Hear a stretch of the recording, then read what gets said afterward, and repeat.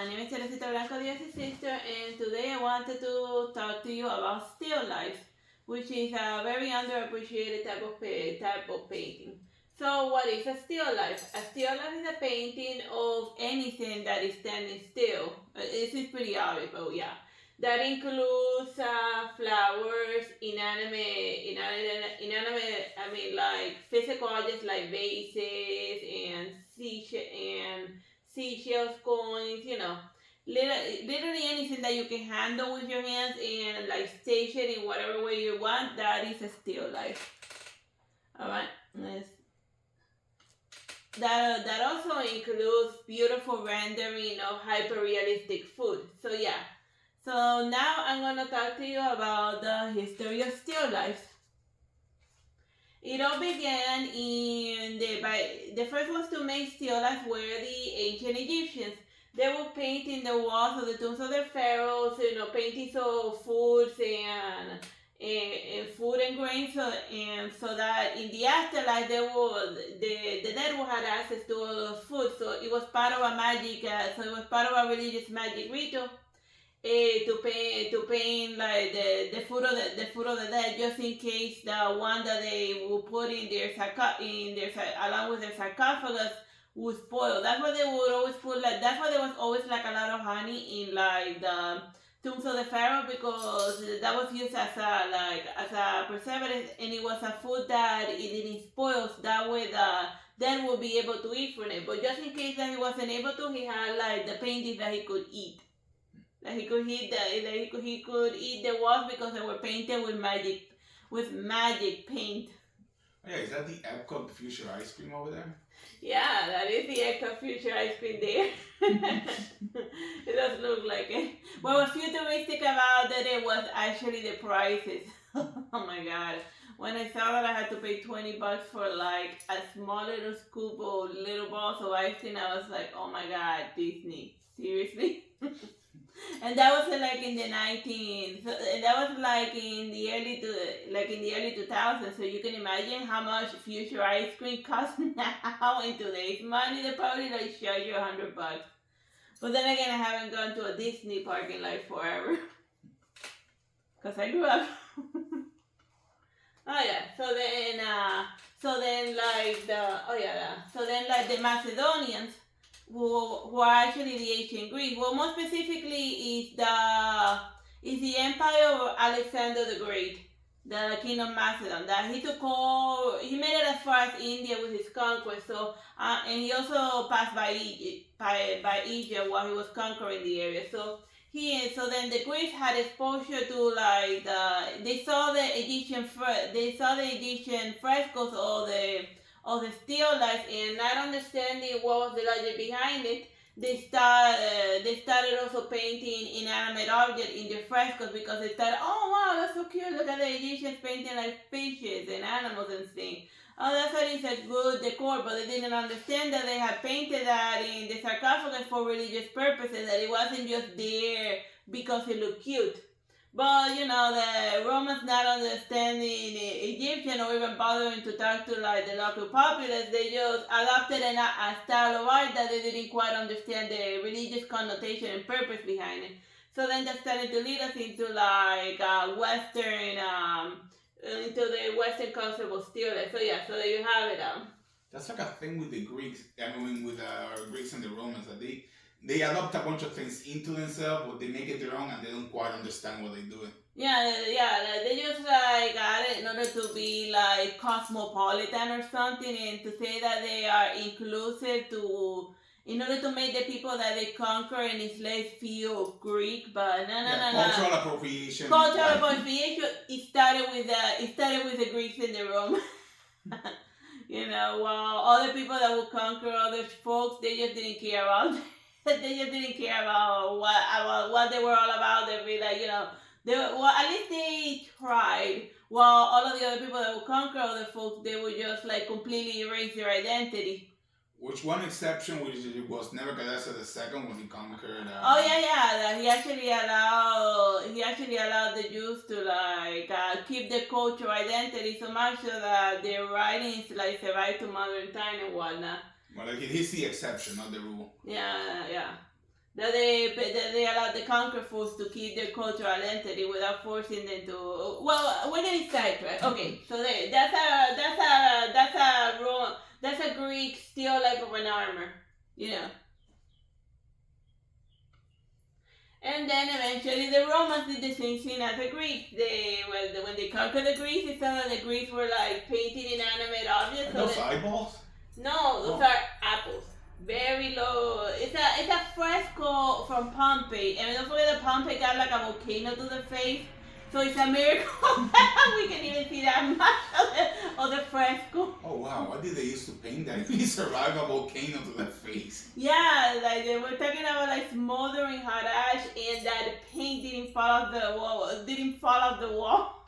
Wow! Like we gotta get that paint recipe because it survived a volcano to the face. So yeah. By the time Pompeii, by the time the Romans, that's in 70 BC, the Romans also started to adopt the whole still life idea, but and just painting very hyper realistic fruits and whatnot into the wall, just because it was nice looking food, just because just to have something nice to look at in the wall in the eating area, something to make you hungry. But by now it has no religious connotation. They thought it was just a fun mural idea that the Egyptians were doing without knowing that it was like for religion that they painted that. Yeah. But then eventually, like the Romans, they started to add not religious connotation per se, but more of a meditation on the afterlife. So this is an example of Momento Mori, and this is which is a moment to meditate on death.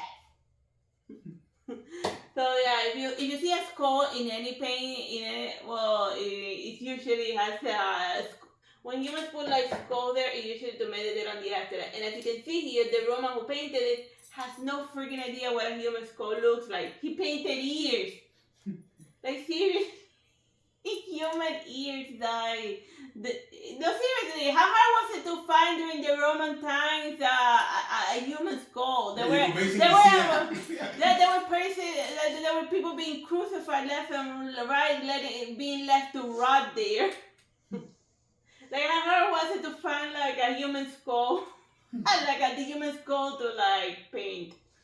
But, yeah, there you have it. The ear bone. The ear bone. Oh, seriously, dude. How hard it was it to find a human skull? In those days. So, yeah, that's an example of Momento Mori. See, in Latin and stuff. A moment to meditate on death. Seriously, ears. The human skull ears. Whatever. And then obviously the Dark Ages happen, and then artists and since everything devolves into feudals and whatnot, and everyone's like fighting all the time. The only people that had like the freedom and luxury to make art is the monks hiding away in a monastery, away from all of the blood and carnage, where they have like time to sit down and like paint and stuff. But then, since there are monks at a monastery, obviously the still lifes are only gonna show up they are only gonna appear in like beautiful Bibles that they're painting. So then over here you have beautiful strawberries and strawberry flowers, but so far they're not tied to like the Catholic religion per se. They're just there as beautiful decoration, just something to jazz up the manuscript. And this one's from the Book of Hours. And then here we have other examples of still life just being used as fancy decoration. Oh, and I think this is like a songbook, because here are the musical notations and the lyrics beneath. You see it? So yeah, that's a very interesting little illustration and whatnot. And then here's a different, this one is the Black Hours. So yeah, it's a even fancier looking manuscript and whatnot. And this is the Boris manuscript. I just wanted you to be aware of that it exists. Yeah, that one is described well, because the Europeans can't read this weird language. They imagine, and lots of people throughout history have tried to translate it. Then they think that it's the first joke manual.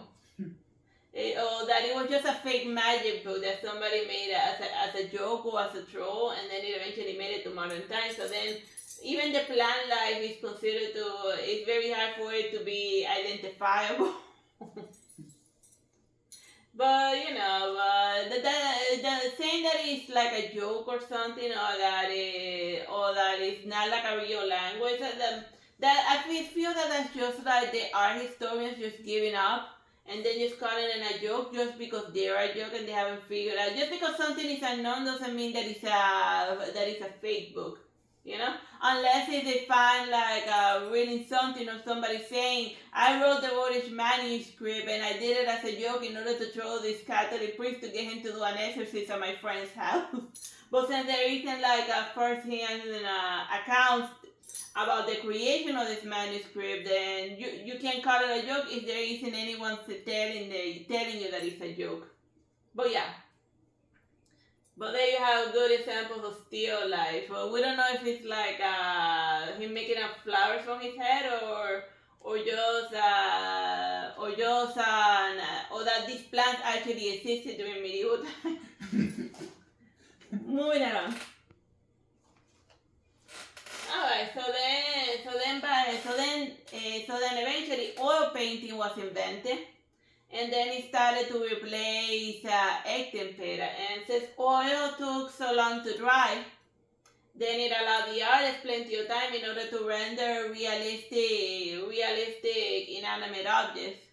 And it just that like with inanimate objects, you can like paint it, take your time to paint it. While if you're working with like a human sitter, the guy's gonna want to go to a bathroom break after like sitting there for like 10 freaking hours while you're like adding little dabs of paint.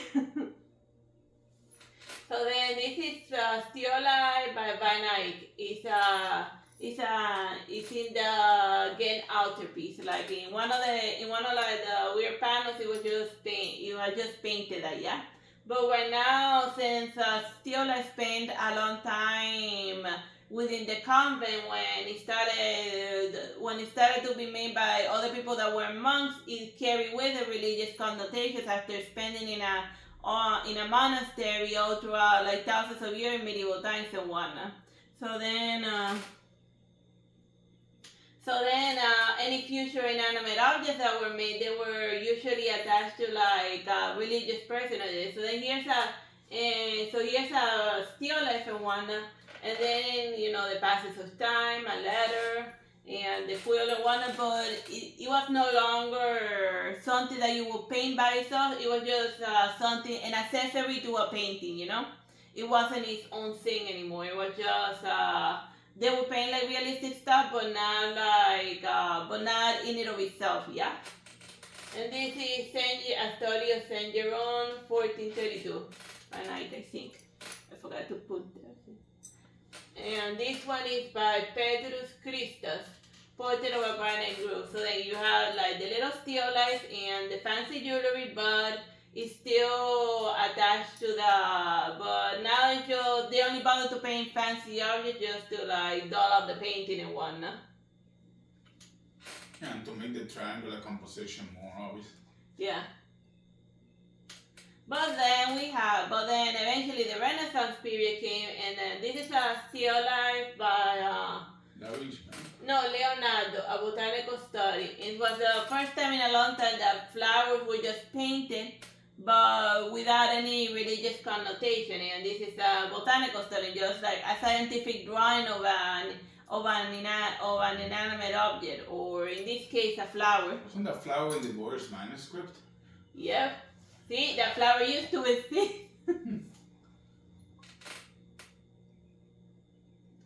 And then this one is by Jacobo de Barbari, 1504, and it's a still life of godless, and that's a fowl. A fowl, yeah.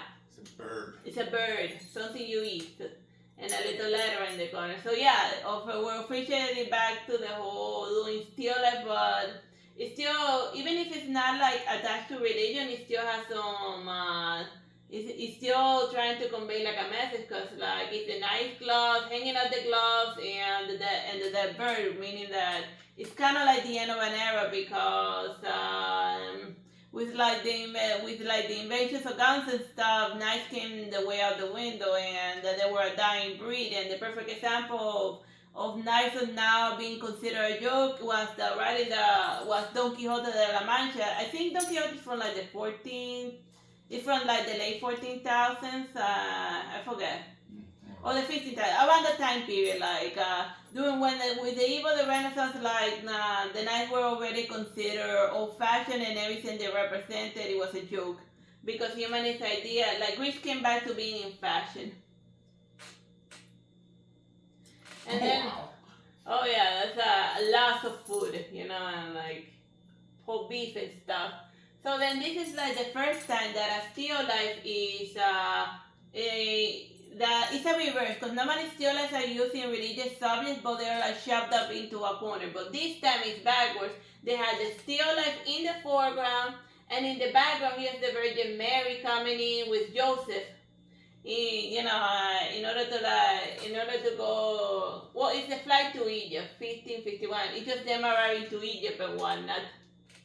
And like and whenever, and as shown in the Bible, whenever like they just had to like run away, whenever they had to like go hide out somewhere, they would always go to Egypt. Like the first, well, we know that Peter went out. I forgot Joseph. That Joseph went out to hide in Egypt when like Herodes was after him, because he wanted to murder the Messiah. And then we also further back is when there was a drought in the Promised Land, and they had no food. They had to go to Egypt because the Egyptians had stockpiled, because one of the prophets had warned them about it. But that's a story for another day. Whatever. The point is that still life in the foreground, religious subject in the background. It was just flipping them on them. And then here's somebody that made that fused both portrait and still life. And this is Spring by 1573 by Giuseppe Arcivolo. And like his artwork is like always like that. It's like making a person, but using 100% inanimate objects. Like flowers, lettuce, tomatoes, in order to render the person's face. So yeah, you should check out his artwork. It's like very fun looking. One could almost say proto-surrealism in the 1500s. Time, bro? Still on. I like it. And then we finally reached the Baroque period, and this is Still Life, and this is Canastra di Frutta by Caravaggio. And by then still life were back to just being like a beautiful rendering of fruit, and they became extremely popular during the Baroque period, and during the Counter-Reformation, just to make like they would be made very small, but very hyper-realistic, that an artist could actually make a living during the Baroque period just painting beautiful renditions of fruit and apples.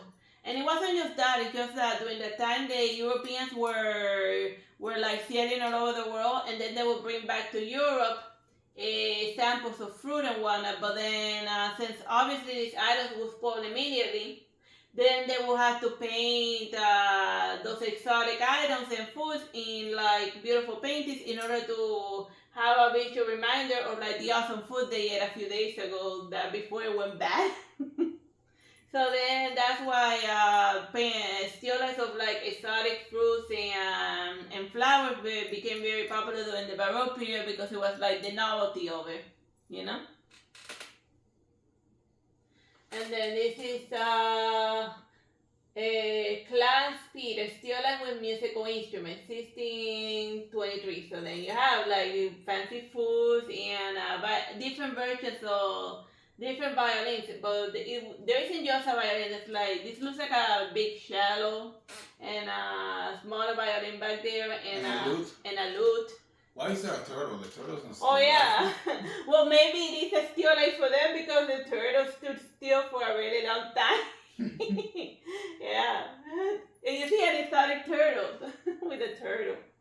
Get me out of here. And yeah, based on the realistic way it was painting, this turtle wasn't dead. It was just like a very still turtle, so that gave the artist plenty of time to like paint it and whatnot. So yeah, still life with turtle. That's slow life. The slow life. You got your still life and then you got your slow life. But yeah. So then, among the developments that happened during those times was the creation of the Vanita, which is a return to the Romance Momento Mori, which is a meditation. Like you have in the foreground all of the objects of the profane world, from the world of the living and whatnot. But then in the center is a reminder that once you're dead, it all goes away. So then that's the meaning of this still life. Well, when it has a skull in there, it's called Vanitas. But it's a type of still life, you got like subgenres in beneath, You got like, it's segmentation. So then you had this one. So then you had the thing, you got like the world map, the knight armor, and all those symbols of past glories and whatnot.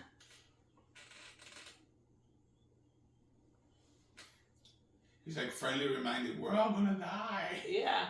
And this is another Vanitas by Maria van Oosterwijk. And it's a reference to, and over here is like the butterfly, which is a symbol. Well, butterflies are also a symbol of the soul because Cupid's wife psychic, she's given butterfly wings when she attains her immortality and when she ascends into godhood, because she was. So then that's a reference to the soul. And then hidden here among the wilting flowers is a skull to remind you that, that this life is transitory. And just like the caterpillar that becomes the butterfly, one day we humans are going to shed our human coil, and then we also are going to become butterflies and ascend, because the butterfly can fly. So then this is definitely like has a lot of religious connotation and whatnot.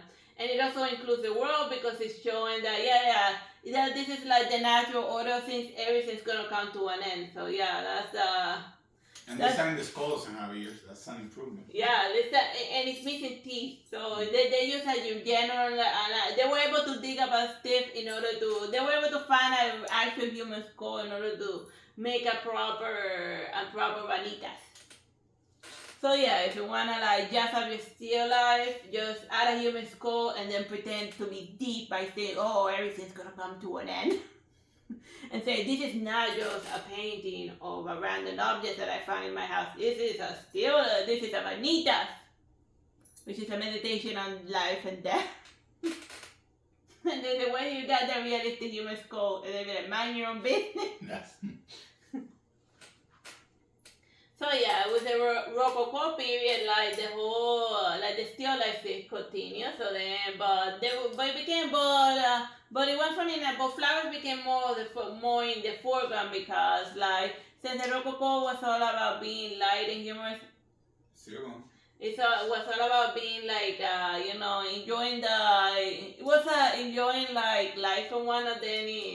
Then they just wanted a fancy realistic painting of beautiful flowers before they rotted away and whatnot. Heck, even here, these flowers are already starting to croak and whatnot. So, still life, they stopped getting religious connotations and they were no longer as serious as the Vanitas. They'd be like, it was just, look at this beautiful painting of a flower. They just sit here and enjoy it because it makes good room decoration. And carpe diem. Carpe diem, enjoy the moment. And then the academy happened. and they decided, the Ingres and Nicolas Poussin in France, since they were such popular painters, and also teachers and very influential teachers, under the reign art in Europe became very constricted because of their artistic preferences, they created a hierarchy of the arts, and then they put it at the bottom of the barrel. That's saying like no artist should waste their time with this, and only idiots bother with it with still life. So since they said that only historical paintings were like the best painting that anyone should ever make, then still life they stopped being made because nobody was buying them because Nicolas Pozzani and Ingres that they decided that still life were not worth an artist's time. So then it went from being something that the Baroques used to make a lot and you could actually make a living just painting flowers and inanimate objects and fruits to like no longer being a viable business venture because these guys decided that still life were not something that was considered art worthy that or that you shouldn't even bother with it, you know? And I think that one was. Well, it explains why a lot of academic paintings don't actually have tiny still lifes in there or even any decoration. Usually just a guy with a black background. Yeah. Or trees. Mm-hmm. There's usually a guy with a landscape, but there was never like still life decorations. Yeah. Like the background ends up being very muted because your painter teacher will be like, well, what is that over there? It's a vase. And what is the historical connotations behind that vase? And then he'd be like, I painted it there because it was cute. And they said, no. In historical paintings, everything has to have a meaning and a purpose. And if it is not historical related or it doesn't have a deep religious meaning, it has no business being there. So we erase it, and then they would erase it and stuff because painter people be jerks like that. Painter teachers back in those days were jerks like that. Well, I don't know how they are right now, but I just there's a lot of letters of like painter artists complaining about their horrible academic teachers and how it killed their their joy of painting. Gustav Klimt. Yeah, definitely Gustav Klimt. He'd be like, well, I am super rich, so I can paint whatever I want. And if I'm not gonna paint for the many, I will paint for the few. Which was his way of standing all of the other academics people, and even the art movement that he founded because they had an issue with him painting with solid sheets of gold. Because they'd be like, dude, Gustav Klimt, stop flaunting your wealth. Here we are eating a brick, and you're painting with gold, with actual gold. I am too privileged to care about what you have to say. I am too privileged to care about your opinions and go away. I'm going to paint. If I want to paint with oil, with gold, that's my bit. Well, we're getting sidetracked. Okay, so yeah. You start seeing still life. They stop the production line altogether. But then Impressionism happened, and then you notice that a lot of the Impressionist painters they have a ridiculous amount of still life, and most of them are flowers, and that was just them revealing to the establishment. They'd be like, wait. So you don't like paintings of flowers? Well, here's a million paintings of flowers, so take that. So yeah, this is the Van Gogh, the sunflowers. One of like a billion. Like he made it like 12 or 13, and for his friend Paul Gauguin that he liked a lot until he decided to like go cut him. But I spoke about it in a different blog. So yeah, you can check out my Van Gogh blog where I explain why Van Gogh wanted to cut Gauguin's ear off. And what he did when he didn't. And what happened when he wasn't able to get a hold of him because Gauguin fled to Tahiti to get away from his debts and from like the mania that wanted to cut him. So yeah, Mary Cassatt painted lilacs. But you see, different impressionist painters painting flowers. And even in realism, even realist painters like Gustave Courbet, they also made still lifes because the Academy, they see the Academy as the establishment and the source and also the right hand, and also part of the, since the Academy was the only ones that were allowed to paint for like the kings and whatnot, the realists also rebelled against the rules because they saw them as a symbol of repression because they'd be like, well, what do you mean? Who died in this and made you the king of painting that says that I can't draw rotten fruits and pomegranates? You know, like art is subjective, you know. Like who said that again? That it's a waste of time to paint like fruits and whatnot. You should let the viewer decide. So then it was just different types of painters and art movements rebelling against the academy that said that like still life shouldn't be painted. And then Paul Gauguin, a still life with fruits, but he also painted a mug that has his face on it. So it's like a weird self-portrait, but still also a still life because it's a mug. I wonder if he really had that mug. Like, did he ask the people in Well, I have a different book by there that shows like that has a photograph of that mug. So, so that mug exists. He has a mug with his mug on it. Okay. Yeah, a mug with his mug on it. Mug deception. And then Still Life in Cubism by Pablo Picasso. But yeah, like once you got to modern times, like the Impressionists made a point, and the individual self-expression became like the norm, and individuality became, and originality became liked and appreciated. So then now the academy painters who were like the dictators of art, and they caused a lot of impressionist painters to like practically almost start to that. Their Barkama made it so that now academy painters, especially of the 1800s, they are now the ones who are almost practically forgotten and that nobody remembers. And while in like academies and whatnot, the only thing that they teach is like impressionist painters. So it's like big irony. Okay, so we got like Cubists. And then Jet Messenger for 1916, another Cubist still life. Is that a cat? I don't see the cat. Oh no, that's. Yeah, well, that's Cubism for you. You gotta think fourth dimensionally. And here's a Botero still life. The fruit are fat. I don't know. I like Botero, but it makes me smile. Is that a fat knife? Yeah. Is it still right? Yeah, it's still right. Yeah. Primitivism, right? Yeah, that's what they call it, but just call it Boterismo. It's its own unique thing. Yeah. It doesn't have to fall under a title, but it just its own ninja way, Yeah, he's got his fetish and he likes to draw it.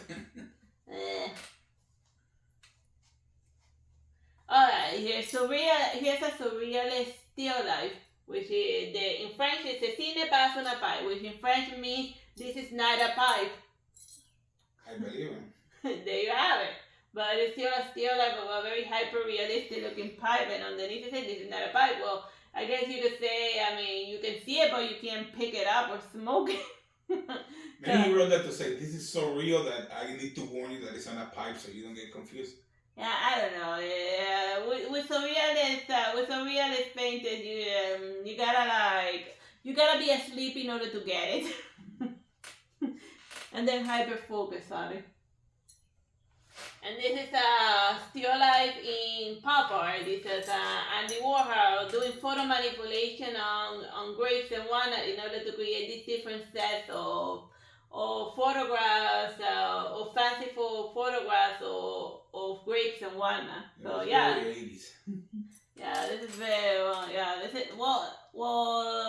Andy I know that it's not from the 80s, but the 80s color palette copied this a lot. Yeah, but yeah. It was way ahead of his time. Yeah. Well, he started it. He created the 80s from the 70s, from the 60s and 70s. Well, a lot of things are reactions to other things in one. And that's it. We are done with the still life lecture. I hope that I inspire you to draw the inanimate objects in your house, because it just might end up in a museum. And if you want to be deep, don't forget to shove in a human skull, in order to pretend to meditate on the afterlife. Oh, you should totally make a still life of that with like the switch controller in the middle. Yeah. You enjoy your games now, but it's all gonna work. Okay. Bye-bye. God bless.